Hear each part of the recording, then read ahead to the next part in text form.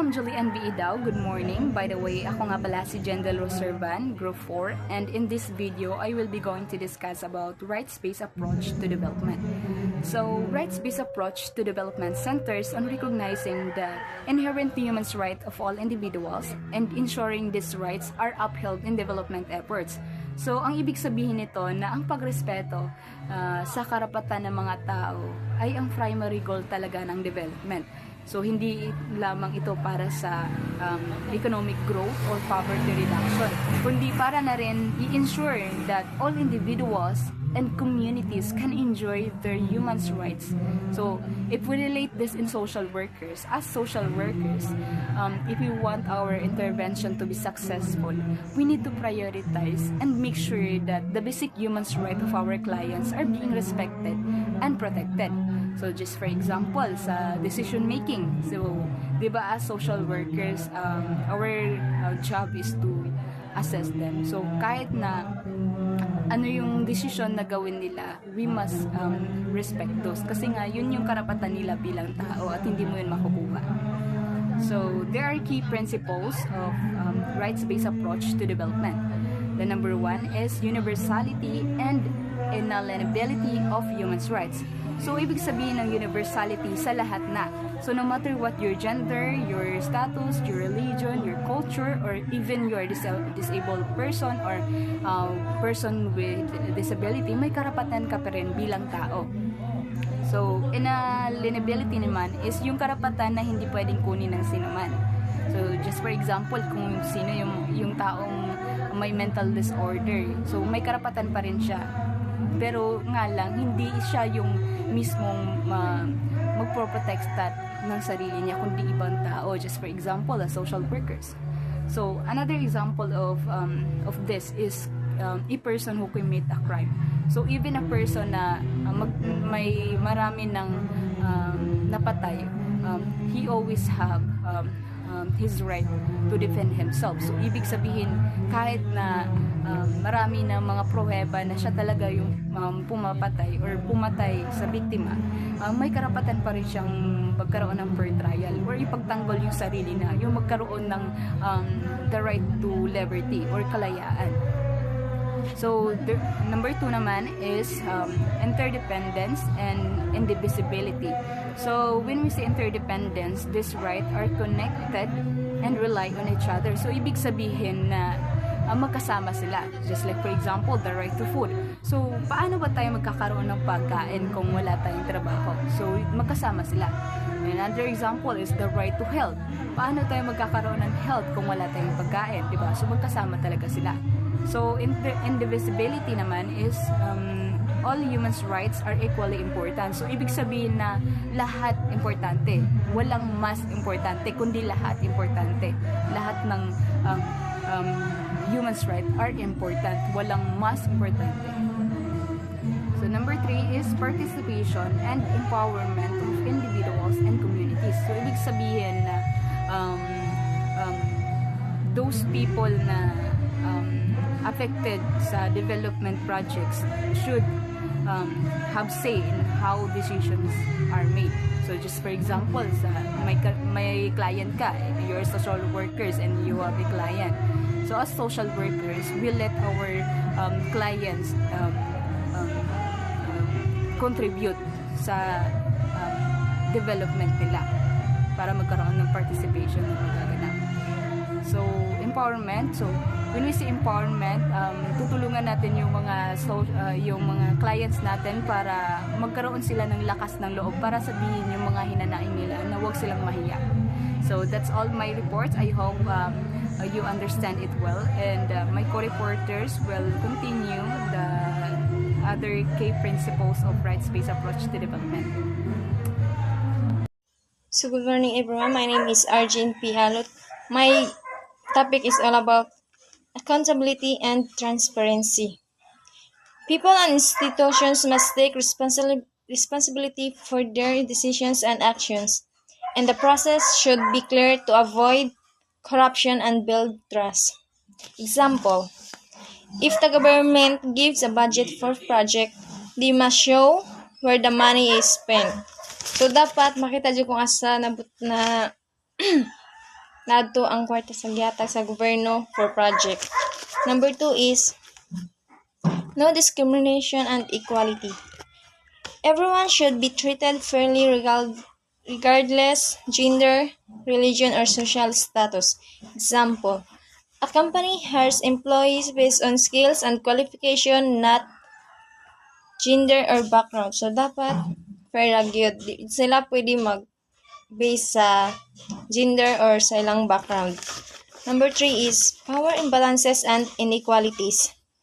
When one group has more power or resources than another, it can lead to unfair treatment. Sa katrabahuan, kung lalaki ra permi ang mapromote tas ang mabay kay pasagdan ra, maghatag jud na siya og power imbalance and inequality. So, Good day, each and everyone. I am Irisa Ojala, and my topic is all about feminist theories and development. Feminist theories and development is the study that examines the ways in which gender, particularly women's gendered experiences, intersects with development processes. It draws a feminist theory to challenge traditional development approaches that often ignore or marginalize women, focusing instead on more equitable, inclusive, and gender-sensitive strategies for social, economic, and political change. So, ang feminist theory and development is kasagaran, kini siya nga theory is napakita siya nga kasagaran ang mga kababaihan is kanang ginabaliwala na bitaw siya, mas ginahatag opportunity ang mga kalalakihan. So, aron patas tanan is kinahanglan equal, inclusive, o kailangan po nato lang tawon ang gender sensitive. So, there have a key concept of feminist theory and development. So first is the patriarchy and gender inequality.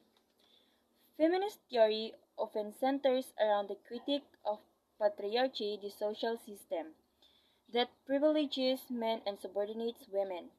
In development, feminist theories highlight how patriarchal structures shape economic, social, and political systems, leading to systematic inequalities that marginalize women. So, ang patriarchy and gender inequality is kani siya nga concept is kasagaran mas ginatagan og privilege ang mga kalalakihan kaysa sa mga kababaihan. So, mura ra ginabaliwala bitaw ang kakayahan sa mga kababaihan. For example ani is kanang sa trabaho bitaw sa kumpanya. Kasagaran mas dali ma-promote ang mga kalalakihan even though mas nice og performance ang babae, mao na gitawag nga patriarchy and inequality.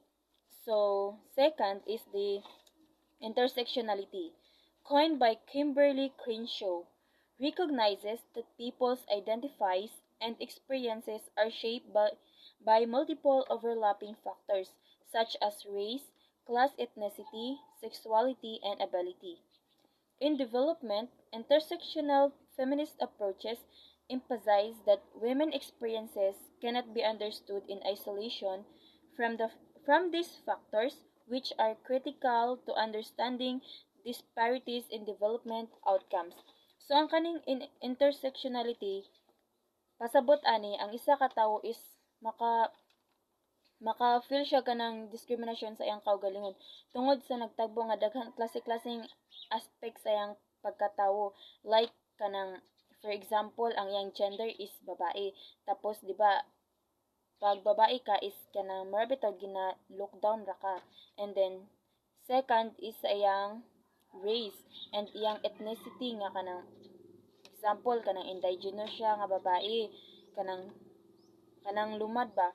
Syempre, kato siya nga nagtagbo na to siyang life, and then mura siya maulaw, maka-feel siya discrimination sa iyang self, and that's all. Thank you. Good morning everyone, my name is Angeline Usman. My topic for today is all about the gender division of labor.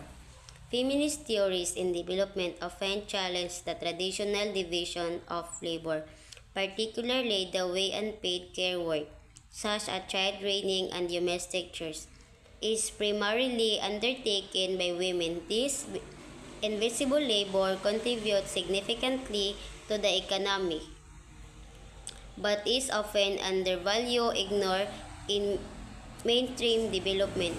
So mao ni ang sitwasyon nga nagpakita sa gender division of labor. Diin ang mga trabaho gibahin base sa gender. Ang mga babae kasagaran i-assign sa mga unpaid care work.